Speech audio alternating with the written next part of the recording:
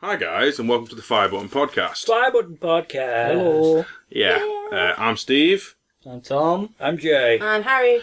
And this week we'll be discussing, as well as what I've been playing, as per normal, we'll be talking about game soundtrack stuff and... Soundtrack discs. Soundtrack discs. Actual discs. Elitist. And duplicates that we own, as in multiple copies of the same game. Why would we do that? I guess we'll have to wait and see. Yeah, we'll have to wait and see, won't we? So, to kick things off... What have we been playing? So what have we been playing then? This is going to be like the 90th podcast in a row out of 11 that I can say is Street Fighter. But no, I'm not going to say Street Fighter, even though it's true. I've been playing Castlevania Portrait of Ruin. I love that game. Yeah, mainly because of the fact that it's got this twin partner switching thing, hasn't it? And the big... That's not why I like it. It's just really well put together. And like when I first got the game, what? Sorry, I was just going to ask how the twin switching work. Because you've got... Carry on first. They're not twins. There's partners, but there's one know of the what I sets mean. is twins. Yeah, they're friends, and there's a button to switch between Jonathan and Chocolate, and that's it. I mean, you can have two on the screen at the same time, and there's some things that require that, like pushing something that requires both of you. So you have to navigate them both through the castle, but often in different parts of the castle at the same time. No, you can turn one of the characters off, literally. Yeah, They'll yeah. disappear into the fucking ether and then they can come back when you need them. Yeah, 99% of the game is just Castlevania with one character who you can switch, Yeah. Oh, fair enough. or you can have them both. You've either got Jonathan, who's basically every melee weapon that's been in the franchise, plus the whip, as well as swords, and then you've got Jonathan again! Then you've got Chocolate, or Charlotte, who's like spells and perhaps the most broken Castlevania fucking People are character. probably wondering why we're referring to Charlotte as Chocolate. It's because if you go around the game and you're hammering on the X button to switch, it's like, Jonathan, Chocolate, as the characters say each other's names. So, yeah. The listeners will have to take our word for that, Yeah, just unless take they the can word for test it. it. If you press the wrong button, it goes, 1,000 Blades! And then you go, shit, where's all my MP gone? Thousand Blades doesn't take up that much. Nah. But yeah, clearly I know a lot about the game. I played it so much. It came out in the in America first, before the UK, and I got the import from a local shop that's not around anymore. Rest in peace, Game Jam. Yeah, poor old Game Jam. We love you guys. Anyway, and I was able to brag that I got 1,000%. That's like 100% on all 10 maps before the game even, with a month left till the game came out over here. 10 maps? Yeah, because... Well, there's one big, like, Castlevania, it's like a hub, sort of, but it's still a Castlevania game-size Castlevania. It's called Portrait of Ruin because there's different areas you leap into the paintings. Right, like I for gotcha. Pyramid area or London or stuff like that. Or a creepy house in the woods. Creepy house in the woods. And the other one's like gravity-defying, fucked-up, rubble, war-torn village. Yeah. Cool.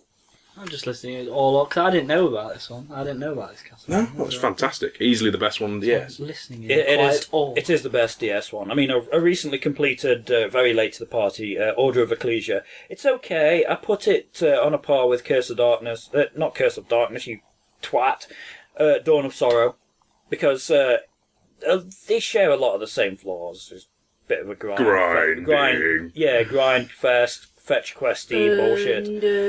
Yeah, It's a and technical term. it's like Portrait of Ruin has those kind of things as side quests, but you don't need to do them. Well, there's a Awesome. handful you do, like, at the start, to get, like, a slide. Yeah, well, And it's that's just it. like go into the next room, buy a potion and a map, which if it's your first time playing the game, you'll need them anyway. Right.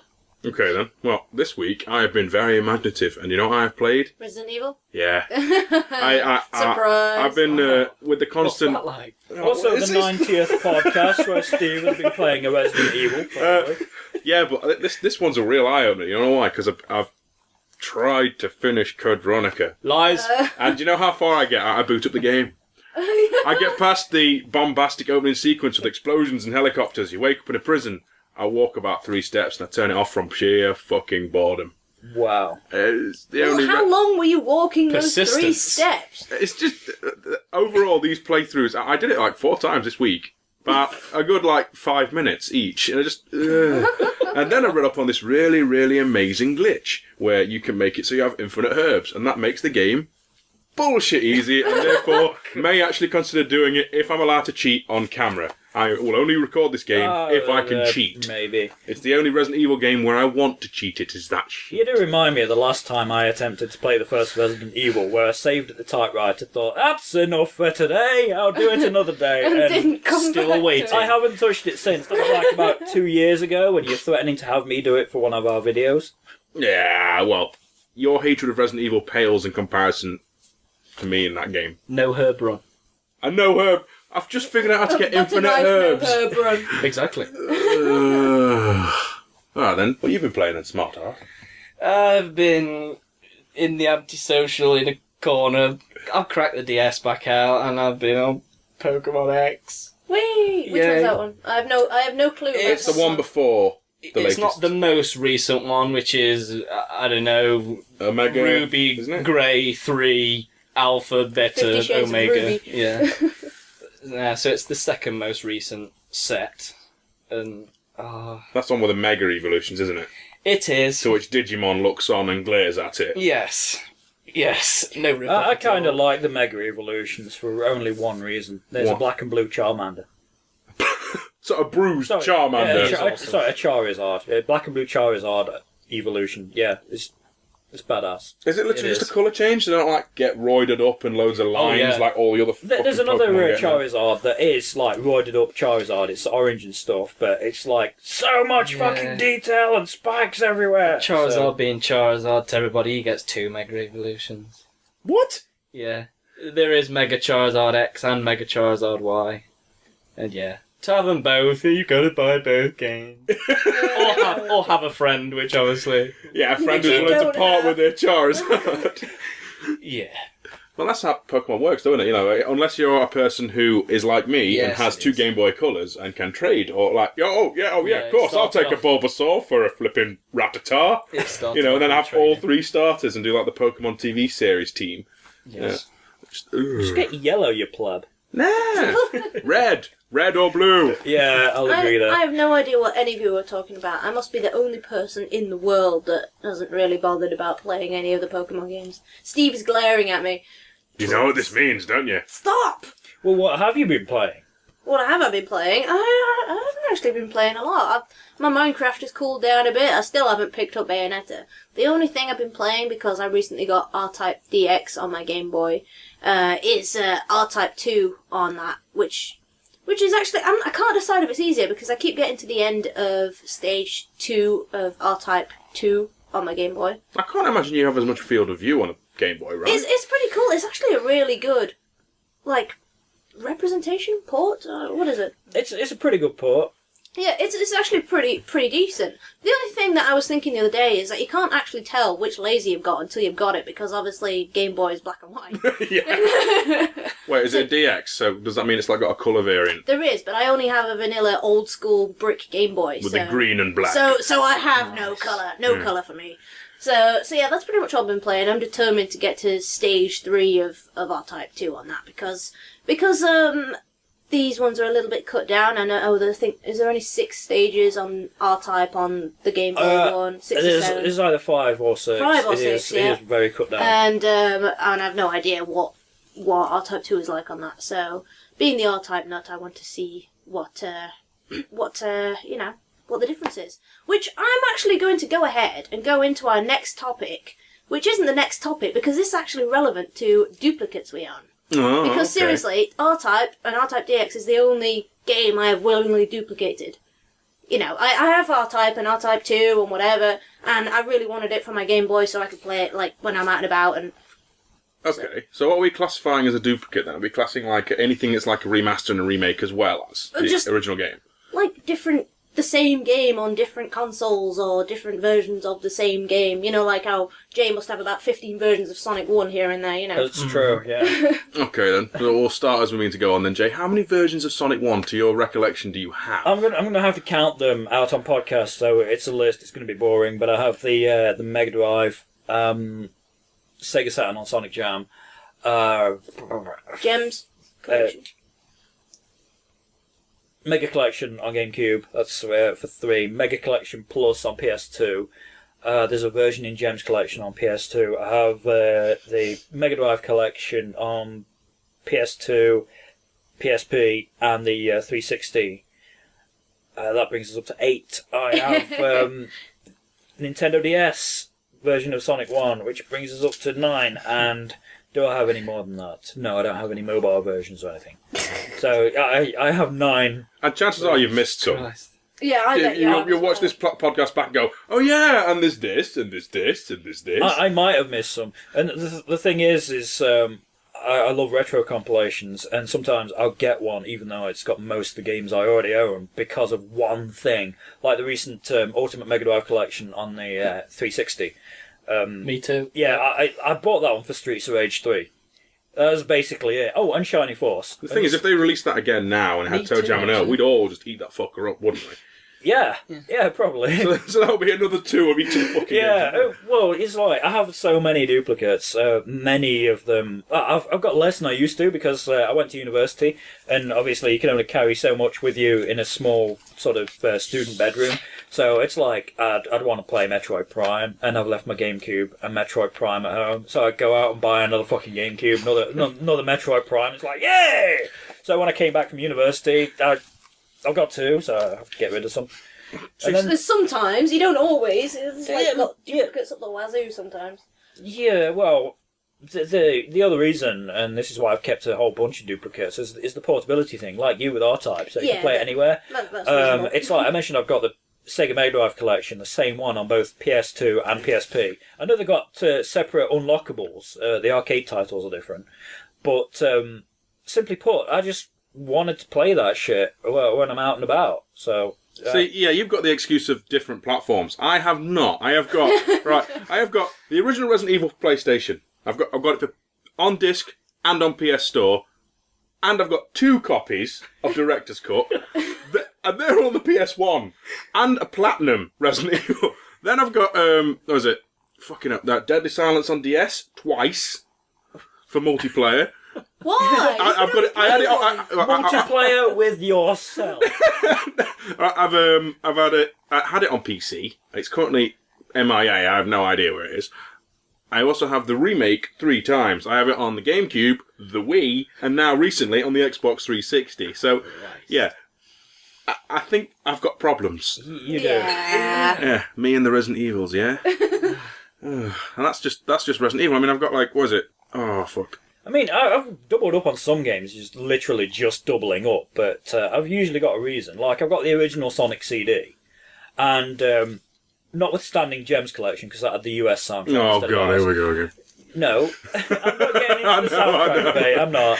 You know, notwithstanding that sort of little fact, I got the Steam version because you can play as Tails. Oh yeah, that's the Where's HD. Tails? And mind you, flying and all those springs and collision chaos. Yeah, flying right over the pinball stage. Sign me up for that. Yeah, actually, yeah. And also as well because you've got your original Japanese Mega CD and I've got my original PC Yeah, CD-ROM of Sonic that has CD the US soundtrack. that has the US soundtrack. So So- we actually have 3 duplicates of Sonic CD in the house. Yep. Yeah, by team But participation. 2 of them are yours and one of them's mine, so it doesn't count for me. Okay. The thing is, it's like that's why I keep buying all these HD re-releases, though. Mainly to preserve the beautiful, pristine, preferred versions of the PlayStation by scrubbing it up on the flipping 360 Oh, HD you're one of re-release. those. You know, I'd sooner let the newer stuff get damaged than preserve the old stuff. Ah, that's a good point. Yeah. That's why I'm playing Mega Collection more than I would use a Mega Drive now. Because, well, I suppose actually a cartridge has better shelf life than a fucking disc. Yeah, would, wouldn't yeah. I think they're indestructible. Mega Drive cartridges, you practically got to take a sledgehammer to them to destroy them, really. Yeah, they're made of the same whatever the fuck that N64s are made out of, you know, Meteor. unobtainium. Yeah. I think Meteor material. I think somebody literally did sledgehammer a Nintendo 64, and the PCB in the centre, the motherboard and everything is all completely intact, and the outer case is shattered. And what they do is they put all the power in and stuff, put a cartridge in the contacts, and it still worked. That kind of reminds me, wasn't there an old Game Boy in someone that had a house fire and it survived? Yeah, it the still fire works? destroyed Game Boy that still works. Yeah. Anyway, Tom, we've neglected you. This I do is- have duplicates. This has opened my mind to this as we've sat down. Just made me realise how bad I am because myself must have 4 or 5 Sonic ones. Must have. But Sega re-release it on everything. Yeah, and so I've at least got those. I have at least 2 or 3 of the same version of Guitar Heroes from the upgrade from PS2 to Xbox 360. And, I mean, as you've already heard, I own Pokemon games. Every bloody thing's basically a duplicate. Yeah. Change the colour and send it back out. Stick a few Pokemon in there. That you've seen You before. didn't get both red and blue, did you? I do have a couple I of own them. both red Yeah. and blue. I have both of those. I have gold and silver. There's a few like that, yeah. But do you have Pokemon Green? Emerald, I can do emerald.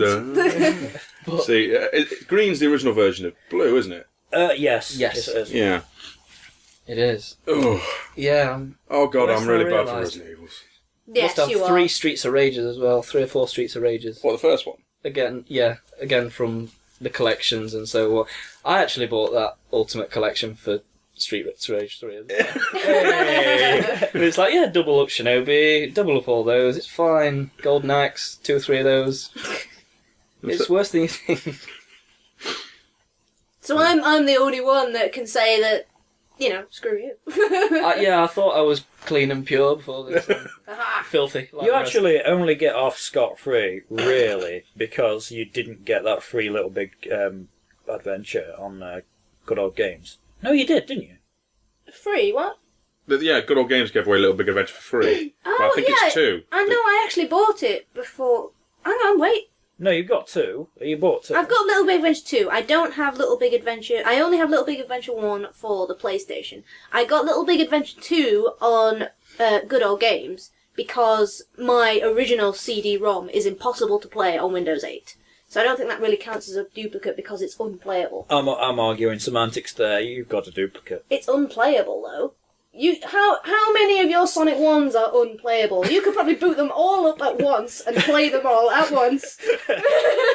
Don't. I'll try it. Coming soon to 511U. We'll just have a video behind Jay as he boots every single one up. Watch Jay turn into Vishnu. Oh, wow. So we have our last topic, which was supposed to be before the other one, but whoops. Game soundtrack discs. Yeah, so it's game soundtrack discs that Well, you personally have gone it out was and originally bought. game soundtrack discs, but we're not in the Stone Age anymore. Most of people, when they buy soundtracks, Yeah, it's digital. yeah. Well, so- it's like because earlier I looking for some music to make games to, and I'm like just thinking about the. I got this Nintendo magazine cover disc that's Tokyo Philharmonic Orchestra live performance of the Super Smash Bros. Melee soundtrack. And it's excellent. And, I was sort of listening to that, and I was like, yeah, I really like owning discs of game music. And it's just, So you just like to see a wall of game sheaths that are not games themselves, but are just music. yeah, music. I mean, Okay. yeah, and that was my idea for the topic, but apparently I'm in the Stone Age. Yes, you are. Well, to be because fair, I we looked are at this old. because game soundtracks. I've got a fair few game soundtracks, but you're like, no, you're only allowed game soundtrack discs. So I say, okay, I've got Black Mages, Advent Children, I've got Sonic CD, and I've got Little Big Adventure 2. And then you said, no, you have to have gone out and bought them specifically. And I'm like, well, I did buy Little Big Adventure CD specifically, just the game disc as well as a soundtrack I know, disc. it's... Okay, alright. Right. What if someone goes out of their way to buy a replacement disc so they can use another disc as a music thing? Does that count? Because I replaced my Quake 2 disc all with the a Quake 4. loopholes. so I could use my we Quake have 2 disc as a music decided CD. It's just like sort of game soundtracks we listen to, though. haven't we? Yeah, We- because your logic is flawed. yeah, I know. Well, I was trying to draw a distinction between buying a soundtrack purely for the soundtrack. That's okay. that's actually quite the dedication Okay. there. So if you want to And- start with that, No, there's a distinction between that and putting the game disc in and playing the tracks after the data, even though sort of the instruction manuals told you not to. This is a PlayStation black disc. I had a couple that was like that, and I played them in the CD. Alien Trilogy did that. Yes, You could great play Alien soundtrack. Trilogy, and I think a lot of PS1 stuff did, didn't it? Earlier ones. all the Battle Arena Toshindens did that as well. First two Ridge Racers. Definitely. But okay, so you're talking about music discs that you actually specifically went out and bought. So I've got two things, and both of them are depressingly Final Fantasy things. I like Final Fantasy, but I'm not the biggest fan. and I've got Black Mages, which is like metal rock covers of well-known Final Fantasy tracks, battle themes and stuff, which is pretty cool. It's the musician Nobuo It's his Uematsu, it's band. his band. Yeah. It's his metal band, which is pretty cool. And then I've got Advent Children, which not sure if that kind of counts because it's a movie, but it's a movie of a video game, and the movie soundtrack has. As versions soundtrack of the game soundtrack. movie soundtrack. So I don't know, It's still the but I Final have- Fantasy VII music. Yeah, counts. those are the only ones I've gone and specifically bought. But I have so many bought on disc. I have bought more on digital downloads. You know, I rebought the Little Big Adventure 2 soundtrack, and I'm the there's same too way. many that I can't. You know, so again, you know. See, the ones I've got one that was given to me by Jay, which is Command & Conquer Red Alert. Yeah. I've also then the ones I bought specifically are King of Fighters 11 soundtrack. I have what the fuck is it? Red Alert 3 soundtrack. Tiberian Sun soundtrack. A little bit Do we see a theme here? I think that's why I gave you my Red Alert soundtrack. It's because so I loved it. I love the special.